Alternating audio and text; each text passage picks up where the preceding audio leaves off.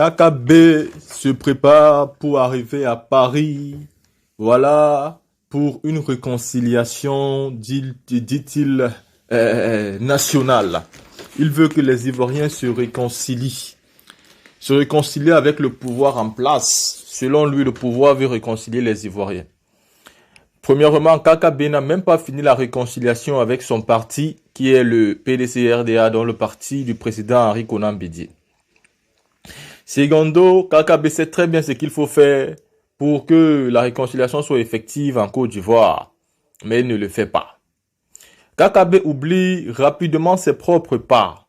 Il oublie rapidement ce qu'il fait. C'est pourquoi nous sommes là pour faire un rappel mémoire à ce monsieur, avec des vidéos qui vont rafraîchir sa mémoire. S'il a oublié qui est monsieur Dramane, nous allons faire à monsieur KKB un petit rappel mémoire.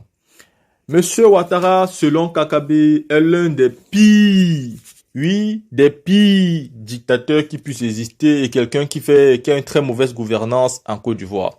Il n'a même pas hésité à l'allumer comme jamais.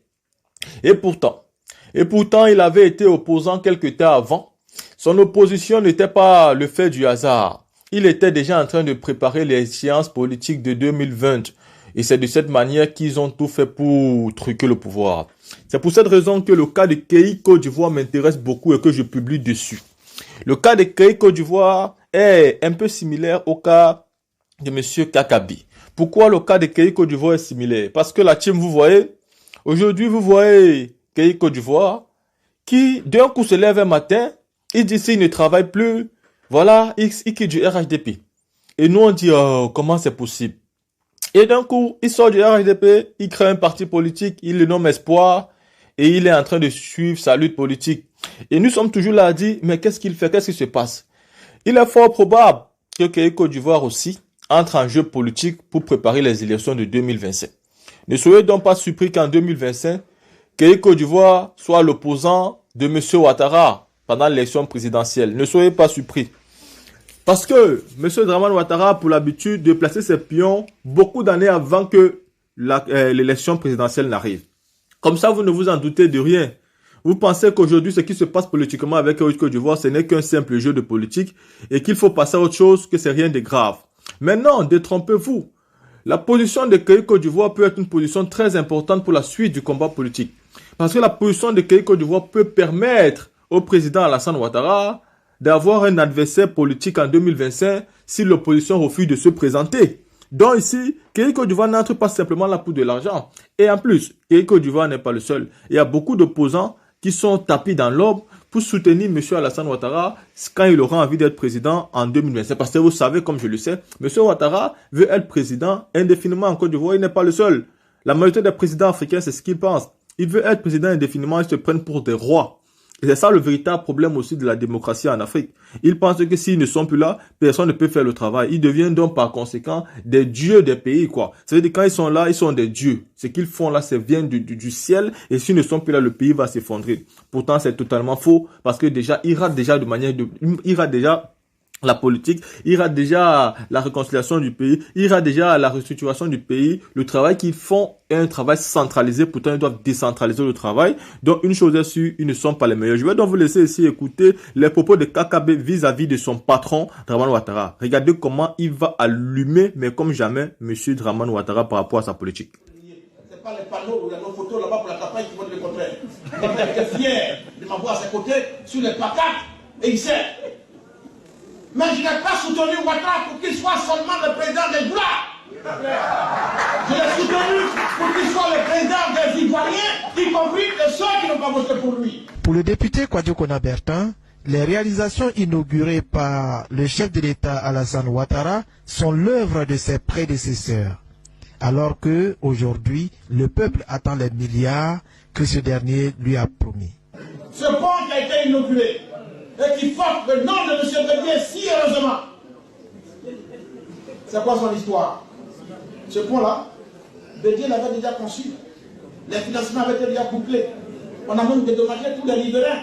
C'est comme ça qu'il y a le célèbre maquis de la vache bleue a été transféré à l'aéroport. Et on a même mis les premiers coups de pioche. Je frapperai ce pouvoir moribond et il tombera comme un fruit mûr. Je vais décréter la chienlit et je rendrai la Côte d'Ivoire un gouvernement. Et récemment, Alassane Ouattara disait des choses. Quand Ouattara dit, il fait. Oui, quand Ouattara dit, il fait. Et frapperai ce pouvoir et ce pouvoir est tombé. Je rendrai la Côte d'Ivoire un gouvernement. Comment peut-on bâtir un pays dans un pont dans un pays ingouvernable? Oui, maintenant qu'il n'y a plus personne pour frapper le régime moribond, maintenant qu'il n'y a plus personne pour décréter la chienlit, maintenant qu'il n'y a plus personne pour rendre la Côte d'Ivoire un gouvernement, on peut comprendre qu'on puisse bâtir des ponts. Voilà la leçon qu'il faut retenir. Et ce pont-là, on l'a inauguré depuis 2000. On l'a inauguré en 2015. 15 ans de retard sur un seul pont. L'autoroute du Nord, vous faites la construction jusqu'à Saint-Robo. Et Babo est venu terminer le poursuit jusqu'à Yamoussoukro. Oui, c'est Babo qui a construit l'autoroute du Nord. Le pont de Jacqueville, qu'on appelle aujourd'hui Paul à Saint-Philippe, c'est Babo qui l'a bâti. Les milliards que Ouattara a promis aux Ivoiriens,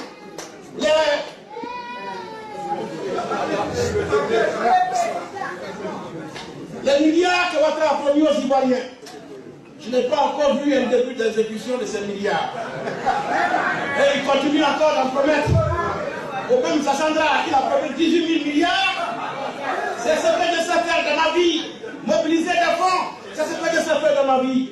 Jusqu'aujourd'hui, Ouattara n'a pas encore ouvert la première page de tout son programme et son projet qu'il a promis aux Ivoiriens. 5 ans après, tu as inauguré le pont de l'autoroute de Babo, c'est bien. Tu as inauguré le pont de Jacqueville, c'est bien. C'est pas toi qui as fait le pont. Le pont de Lié, c'est pas toi. Ouattara a fait quoi pour la Côte d'Ivoire? Ouattara a fait quoi pour la Côte d'Ivoire? Il n'y a que lui et Capone des Grands qui voient leurs chiffres de croissance. Tous les matins à la télévision, on nous pomponnait que la Côte d'Ivoire, mais les Ivoiriens ne sentent pas ça. Et ils vous disent, est-ce que c'est fort en mange? Est-ce que c'est fort en mange? Les Ivoiriens veulent manger. Et on dit l'argent travaille, parce que l'argent ne circule pas. Mais parce que l'argent circule en famille. C'est la première fois dans l'histoire de la Côte d'Ivoire que je me rends compte qu'on peut gouverner un pays comme la Côte d'Ivoire en famille. Le président de la République et son petit frère jumeau, un président, un gère l'argent du pays. Et c'est ça. Et on ne peut rien dire, on ne doit rien dire.